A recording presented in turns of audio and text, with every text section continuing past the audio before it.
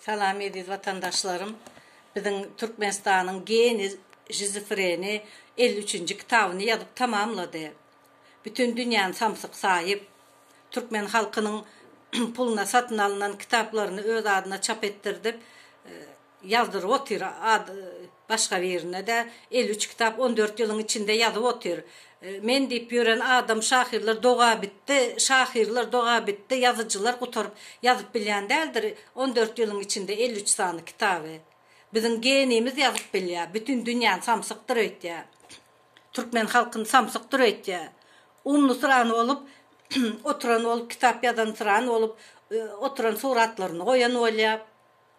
Senin mazgin yokluk, Kur'an kulu mazgin yokluk senin arkandan görünüp otuyor. Kitap yazmak için mazgi gerek. Senin mazgı yok sende. Prosta baht kuşu gelip konuptur da mazgısız yere. Sen prezident olup kaldın sen. Vaktlayınca basıp aldın sen. Onam bir kanun saylandın. Halkın gözüne çöp attın da. Senin de kitap 53 kitap yazan ol otursun mu? Senin kitabın kime gerek? Hatta sen oşonu övdün yazan da adam. Senin kitabın kime gerek? Halka gerek der senin kitabın. Halka çörek gerek. Halka. Nire varsa da bunun kitaplarını reklam edip yörendirler. Yaş çağların anın düşüncelerini Kur'an Kulu'nun yazmadık kitabını Kur'an Kulu yazdı deyip şöyle seyredip durmalı. Dine ödün yanındaki yalakalar bunun kitabının başına sükep arkadağım deyip çarpılıp o kaymasa halk yüzüne de seyreden ak ova varsan haysa tuvalede seyretsen sen kitabın durandır. Köçelerde, palçıklarda, sağır yatağın içinde sen yazmadık kitapların durandır. Prosta halkın pulunu alıp kitap sıra, yazan sıranı olup maymun edecek olayasın. Bütün ölün maymun olsan bütün dünyanı maymundur ötüp sen muzikanda oynap ınanar ötüyasın sen. Senin yanındaki maymunlar okar o kitabı ve halk okamaz. Samsık eteceğini işini öğrenen bilen ak sen. Halkın puluna oğurluk edip eteceğini edip yurtun halka pul gerek. Senin öğren ne ettin? Ruhnamanı bir kanun olup geçen günün Sapar Murad'ın kitaplarını atı vurdun. Sen fikir eden ak mı? Senden son gelen prezident senin hemme adını atı vurur da yoğunu giyer deyip. Bir derek Türkmen halkının puluna kitabı pul töle otursun sen. Halk olsa aç dur. Şodatları fikir eden ak mı sen? Sen liçini ödün atı vurdun hemme adını. Samsık.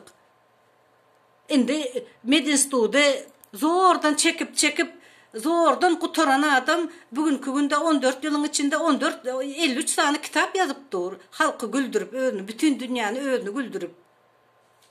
Senin hem kimden senin nehilekliğini bile otur. Hatta senin öz atınam atı vurdu seni. Bidar oldu da. Gümün çekte git. Ediz vatandaşlarım Otbuska'da aylanıp yürü. Bu aylanıp yürüyen yerinde atı vuran son tapıptır özüne münasip donudu. Şon üstüne minip Otbuska'da aylanıp yürüdü bul. Kavir yerde maska giydi, adam yok yerde koronavirüs bolon son tozancak var diyen olup adamın yok yerinde çölün içinde ya balık tutup oturan yerinde maska giyip yürü, samsık tentek. Maskanı halkın adamların içine giren de gitmeli, tebiatı hava giden de yekörden aylanıp yürü giyip yürüsün sen, halk samsık sahip. Olam özüne görkezcek olup, model yanak, öyden olup, yüzüne plastik operasyon eden olup, özüne eşik varını alıp, geyik görmedik zatlarını halkın puluna satın alıp, indi şey diyor. Nira seyretsen şu model yanı olup gezip yörendir, katıgov geçiptir şu taydadan suratın seni. Otpuskada da özünü görkezcek olup, aylanıp yör bul. Atı vuran son tapıptır özüne münasip bir Ediz vatandaşlarım bunun vakti olman son Türkmenlerin doğulun güne padarki eden eşeği bilen şu eşeğe minip yören makalan bul yazıp yör ya bu kitap ya da saz yaz ya bunun hiç vakti yok halkın aladasını etmeyene bunu düşüneyelim indi bu bir albüm yazdı rockerimiz bizim Türkmenistan'ın. Bunun hiç vakti yok. Nira giden dedem elinden düşüren aydım yazıya, kitap yazıya, samsa kayran. Türkmenistan'ın halkını edil vatandaşlarım şu samsıktan haçan deyinler kalk biz. Bu samsıktan deyinmasak önümüzdeki yıl seçim olur. O sakkallı yalakalardan bir kanun ömürlük seçtirer bunu elini kaldırarlar.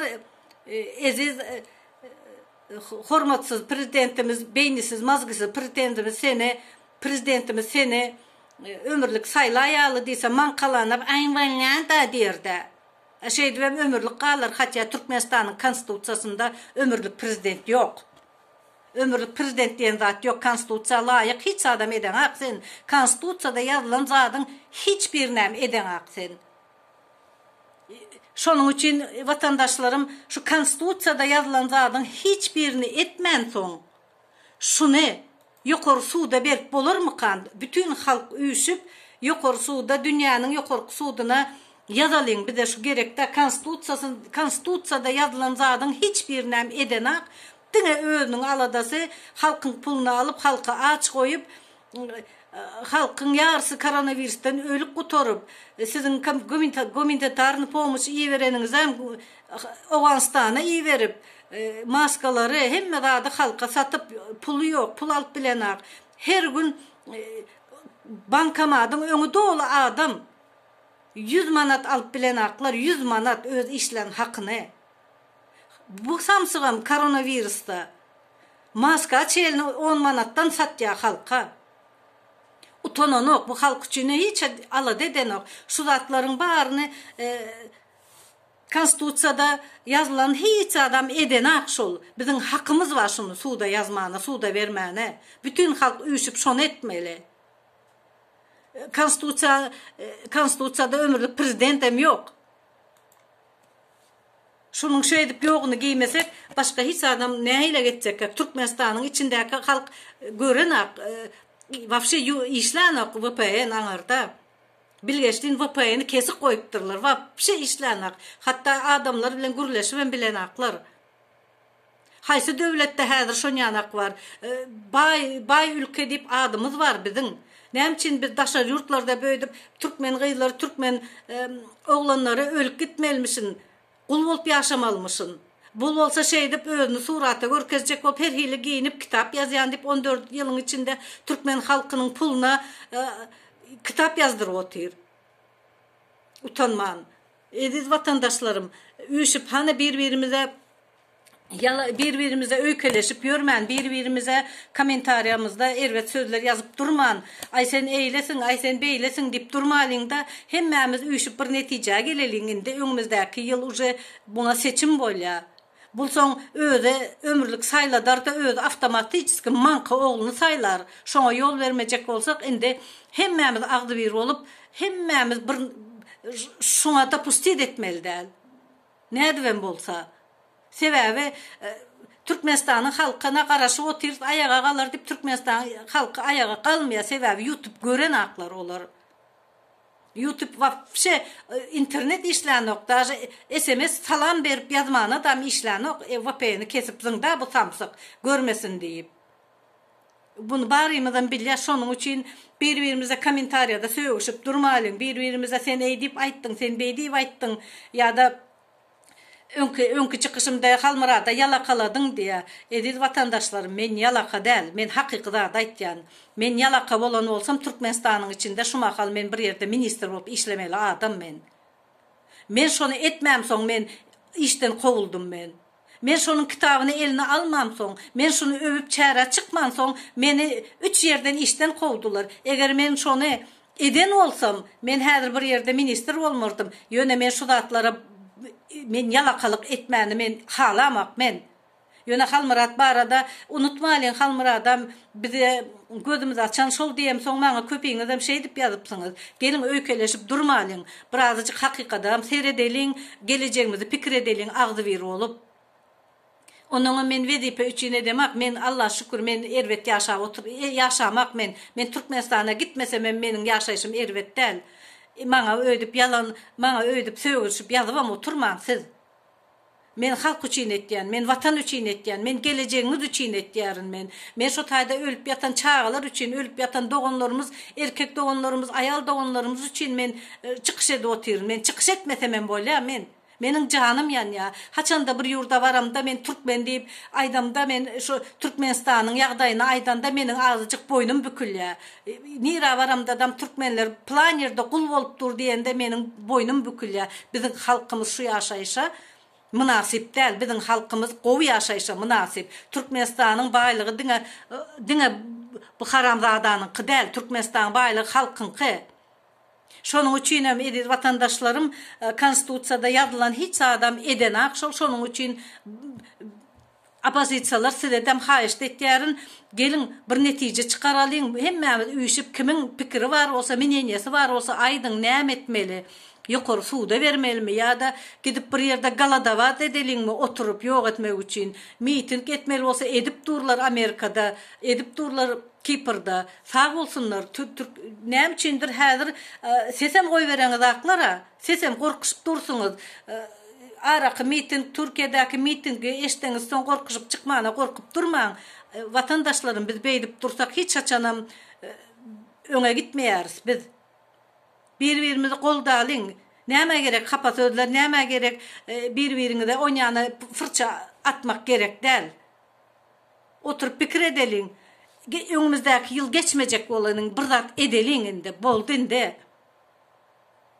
Ýadady halk, ýadady. Türkmenistanyň içinde ýaşarlyk kalmady. Iň bärisi YouTube, internet işläni ok, interneti yapıp dur. Kul döwrü geldi, kul döwrü geldi Türkmenistanyň içinde. Türkmenler baý döwletde kul bolup durlar. Dene şu haramzada kul bolup durlar. Şu zatlary gözegine tutalyň da agdy bir bolalyň. Bir-birimizin goýrugyny basmana goýalyň indi. Bir-birimizin sözümize, bir-birimizin sesimize öyle falçyk atmany goýalyň indi. Pikir edeliň indi özümiz. Näme etmeli biz? Näme etmeli? Halk oýanmaýa, Türkmenistan içi oýanmaýa. Hani üýşeliň opozisiýalar, daşar ýurdun adamlary üýşeliň kimiň näýelik mineniyesi var. Berip bilýäsmi biz ýokary suda konstitusiýany hiç açan konstitusiýa yazılan zadyň bir näme eden akşul. Şu zatları bilen belki bütün halk suda da verip bilýändir, şoň ýany kanun bardyr. Men internetden, Google'den gözleýän men şonu tapyp bilemek men. Hani üýşüp edeliň bir zatlar.